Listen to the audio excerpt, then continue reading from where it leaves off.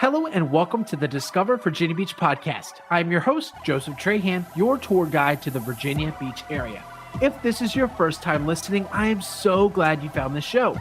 Each week, I publish a new interview with locals ranging from musicians, government officials, CEOs, artists, and much more. And my aim is simple. It's to help you discover, define, and then go out and do exactly what you're looking for during your next vacation, relocation, or outing to the Virginia Beach area.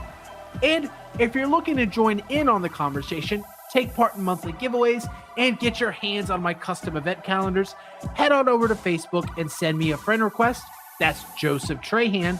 And check out my Facebook group of nearly 50,000 fans of the Virginia Beach area. Don't worry about writing anything down. The links for each episode, along with the Facebook groups, will be in the description below and also in the show notes. All right, here's the show. Today, we're going to be venturing to the heart of Special Olympics Virginia, an organization that transcends the realm of sports to nurture physical fitness, courage, and joy for those individuals with intellectual disabilities. It's a place where the spirit of community thrives and the power of sports spark transformative experiences. Today, we are so honored to have Rachel Honecker with us, a dedicated member of the Special Olympics Virginia, and she's also a part of 757 Young Professionals Board, and she serves as a contracting officer for what the Navy calls NAVFAC. Rachel, it's wonderful to have you here today. Thank you so much for having me here, Joe. I really appreciate it. Yeah, and I totally butchered that Navy pronunciation, so do apologize for that. But nevertheless, Hey, that's okay. So excited to jump into this conversation. Before we talk about the Special Olympics, I know that's going to be the focal point of this conversation. I'd love to hear from you. What initially brought you to the Virginia Beach area? I know you kind of grew up here, but I'd love to know what got you to stick around and build your life and your business here. So honestly, it was just all of the community that I built in this area. And then in addition to that, I mean, there's just so many things to do. Like, it's just, you can't beat the Virginia Beach area. You can't be, I spent a lot of time in Norfolk, or a lot of years in Norfolk, and I loved being like downtown, being able to walk places. I love being able to go to the beach, just 30-minute drive down to 64, hopefully without traffic. And Yeah. This area is just wonderful. I love it. I love it. So you obviously have a strong attachment to community and, of course, to serving those around you in regards to all the community association affiliations you have. Could you share a little bit about your journey and what led you to become involved with Special Olympics Virginia? Yeah. So I started off being involved with Special Olympics, actually back in college. So I went to Christopher Newport University, and I was a part of ASA there, Alpha Sigma Alpha. And our philanthropy was Special Olympics. So that's kind of how I started to dip my toe into volunteering with Special Olympics. We'd, drive down on a Saturday and go to a soccer tournament. And I started to notice that the days that I actually went to the Special Olympics tournaments, I left feeling so full of just energy and happiness. And you just can't it's just the most incredible experience. And so I kind of, once I graduated college, I kind of got away from my volunteer involvement. And then I actually was speaking with somebody from the Special Olympics, or actually who worked for Special Olympics, and talked about how I used to be involved. And he was like, "Hey, we have this Young Professionals Board. Are you interested in joining?" So I ended up joining, and now I'm just really excited to have, this opportunity to serve such a wonderful organization.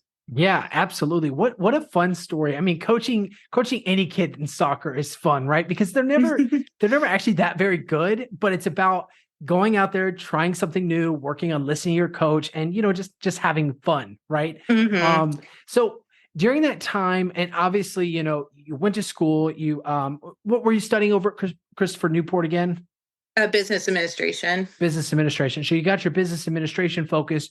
Are you at that point serving in the Navy as well, or did you start that journey out afterwards? So I'm actually on the civilian side of the Navy, so I'm not active duty or anything. But yeah, I started that after college and have been there ever since. I love it. So Gotcha, it's a gotcha. good gig. I am remiss with those acronyms because I never know if it's civilian or active duty. So appreciate you It's clarifying alphabet that. soup. It's okay. Alphabet soup, yeah.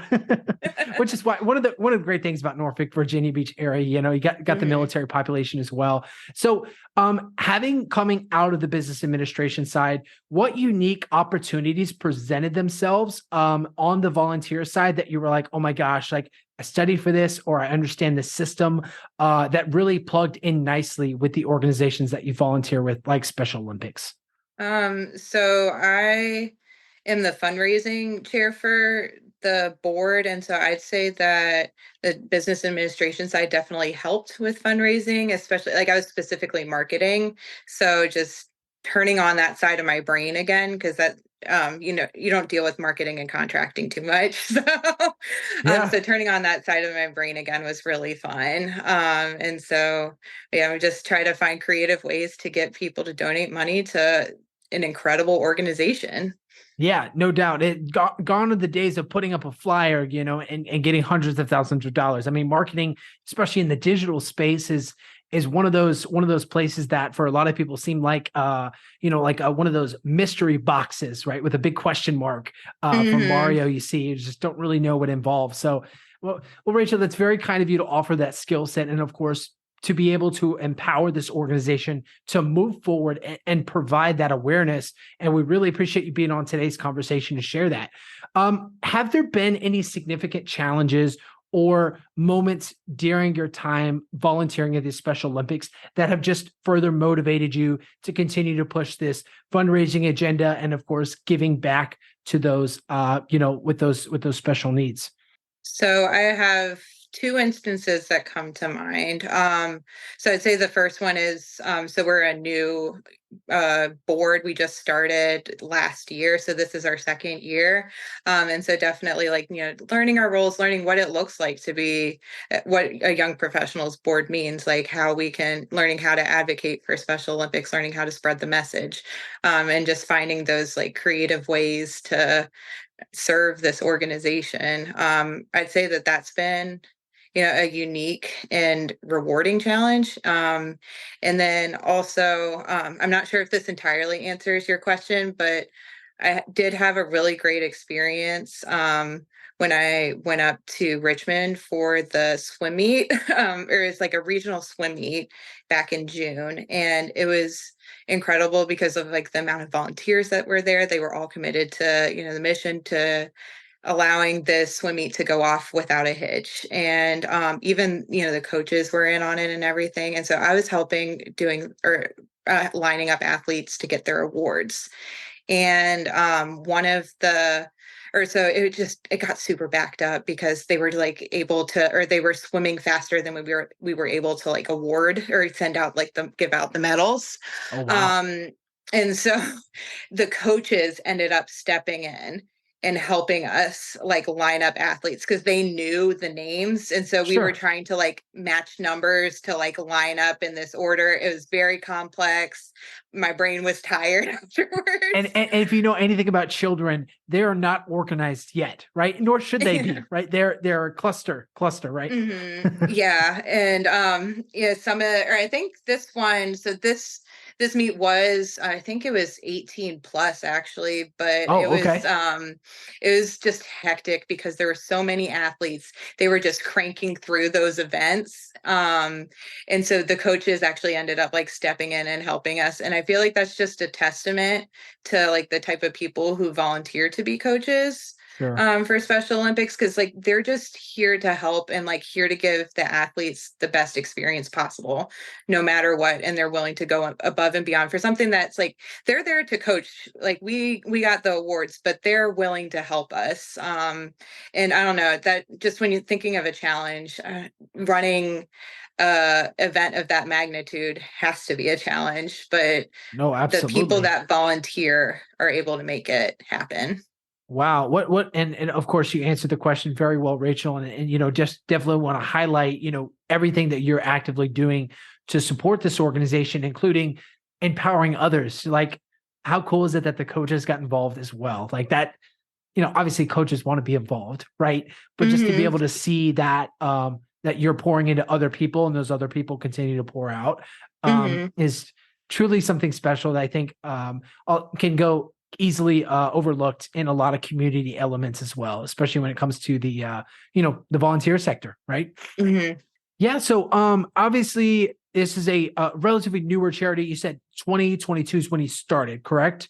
Yes, so specifically the 757 The chapter of the Young 757. Professionals Board. We do have a chapter in Richmond and Nova. I hope I'm not forgetting another one, but those are the two main ones that come to mind right now. That's okay. Link in the description for the website, everything that there is to offer, and of course, those different locations. What was it like starting the chapter? And were there any things that you originally thought going in were going to be like easy peasy lemon squeezy that turned out to be more so difficult? And what was that process like of getting started? So honestly, it was just so cool being a part of this and just being able to get that like extra level of involvement with Special Olympics, because it's like you can, volunteer here and there, but just being able to like be part of this like continuous like board and be guaranteed to have, Special Olympics as a part of your life is, I don't know, it just it's wonderful. And I'm sorry, could you repeat the question, please? No, you're good. I was just curious if there was any starting assumptions that you had initially before the board was formed that changed once you went on and started working on the board to get everything up and running.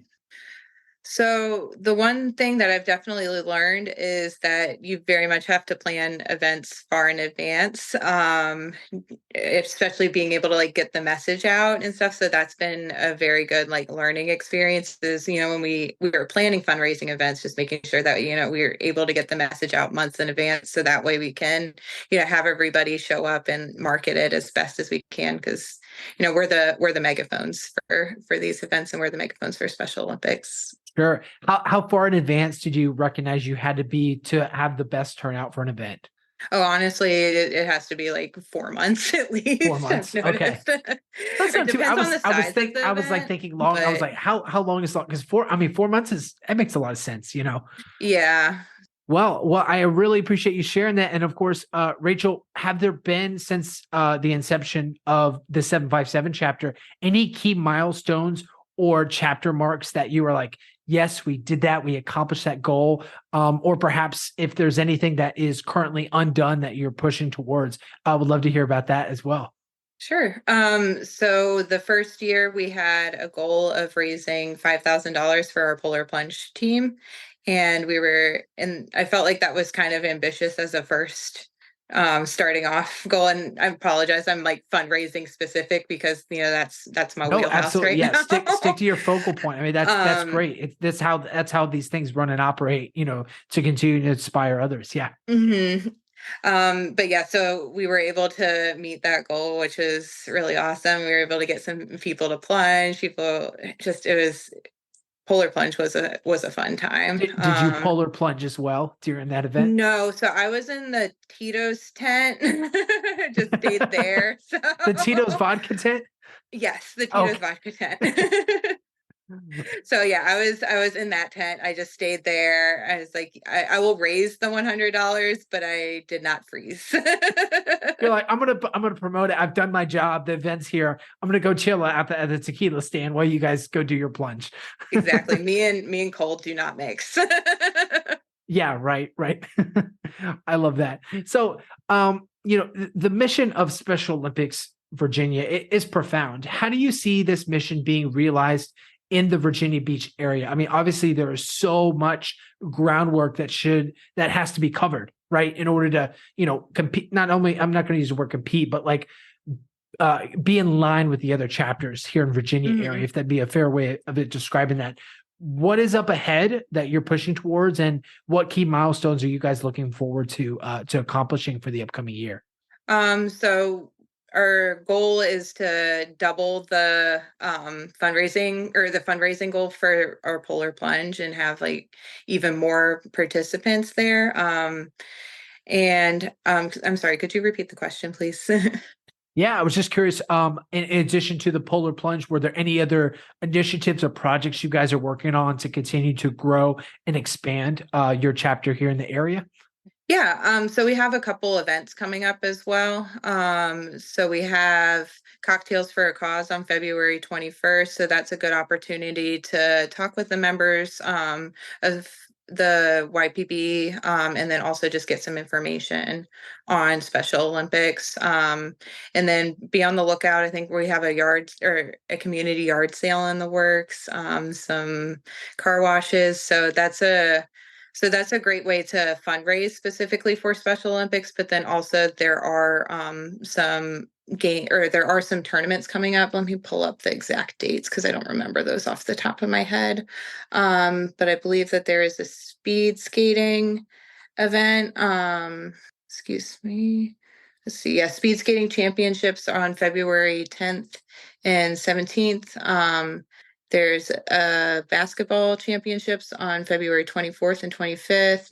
The regional basketball tournament at Boo Williams Sportsplex is February 4th.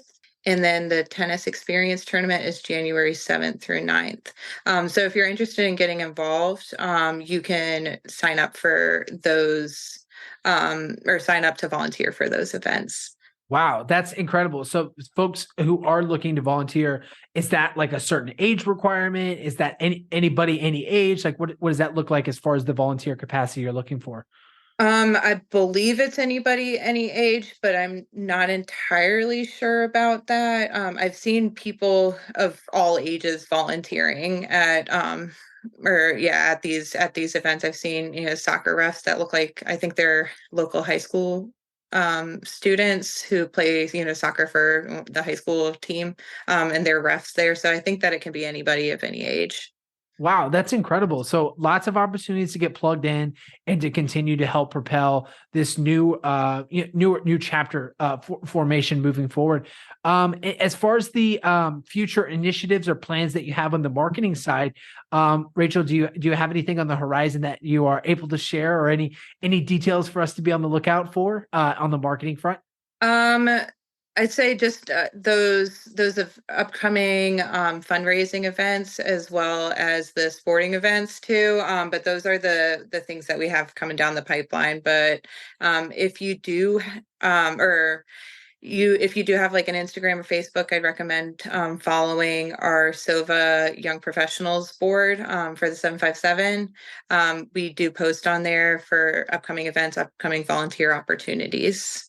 And then also you Perfect. can look on the Special Olympics Virginia website, and there's a link to donate, there's links to volunteer, and there's information about all the different sports that you could volunteer with.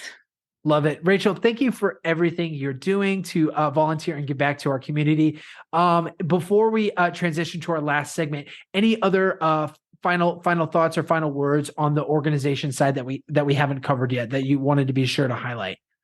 I think that you did a really fantastic job of highlighting Special Olympics and just everything that it stands for. I think the one thing that when I was, learning more about Special Olympics to be able to, speak on behalf of them, the one thing that really like struck me in their mission was that they focus on what's possible instead of what isn't. And I Sure. just think that that's just a good, springboard for life. Just always, focus on like the can do's of life. Yeah, absolutely. And That's incredible because it's so yeah. easy not to. It's so easy to look at like can't do that. Like well, you would be able to do that, but you can't, right? Hmm. But giving people an opportunity and a space to do is incredible. So awesome. We will find a way. Absolutely. Well, Rachel, that brings us into our last section, our rapid fire question section. These questions are quick and fast. You can answer with as much or as little detail as you want. Are you Oh, ready? goodness. Let's go. Favorite trail in favorite trail to hike in the Virginia Beach area? So in Virginia Beach, specifically First Landing, I don't know the names of the trails. I just kind of go there and wander. Love it, love it. What's a must-try local restaurant that you always recommend for folks who are coming to visit the Hampton Roads area? Grandiflora Wine Garden in Norfolk, Virginia, like the Ghent area. Yeah. That it's vegetarian, but it is just the owners are incredible. The food is amazing. They have like natural wines. They have it's just and the vibes are great. Love it. Love it. What's one word to describe the feeling you get when volunteering with Special Olympics? Joy. And that's a hard one to capture too. Joy isn't something you always find. Hmm. Yoga or swimming? Which one is on the top of your list? You're really gonna do that to me? I am going to do that to you, Rachel. This is rapid fire. We got to get to the heart and soul of who you are. Dang. Okay. Let's see. I think right And now yoga. if you say water yoga, no. Ah, darn. Okay, yeah. So yoga. I'm feeling yoga tonight. Yoga. Love it. Love it. Favorite book you've recently read or have been inspired by? Little Fires Everywhere. Oh, that was a good one. That was a good It one. was a really good one. Just really illustrated that, everybody's on their own path and you can't judge anybody. So Yeah, talking about can and cannot, right? you can't do that. Yeah, should not. Should not judge. And if you're wondering what we're talking about, for those of you listening, you got to go. If you're not a book reader, just go watch the show. But obviously, pay respects to the author. To check out that great work. If you could have any athlete or public figure to participate in Special Olympics and endorse your next marketing campaign, who would it be? Okay, John Cena flew into my brain. So I'm rolling with it.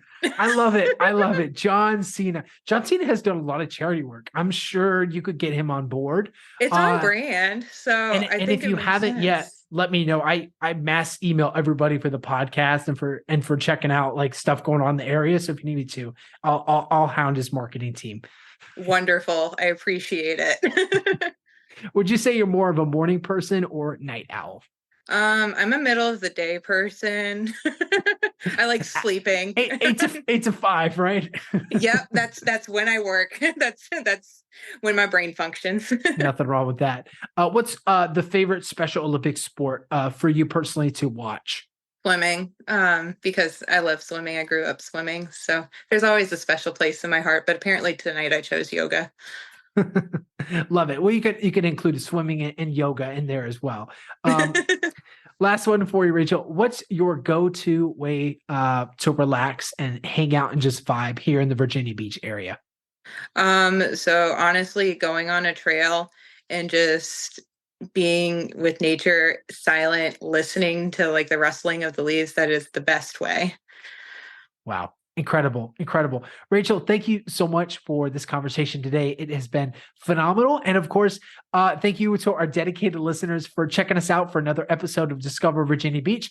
Definitely go and check out Virginia Special Olympics. I'll include the links down below. I'd encourage you, if you're even remotely interested in giving back or being a part of this community effort to help those with intellectual disabilities, to just go check out the link, give Rachel an email. She won't answer late at night or early in the morning, but she'll answer in the middle of the day. So 8 to 5. 8 to 5. And then if John Cena and your marketing team are listening as well, we'd love to be a part of you, invite you to Virginia Beach. All righty, Rachel. Thank you so much again. And we'll catch you guys in another episode very soon.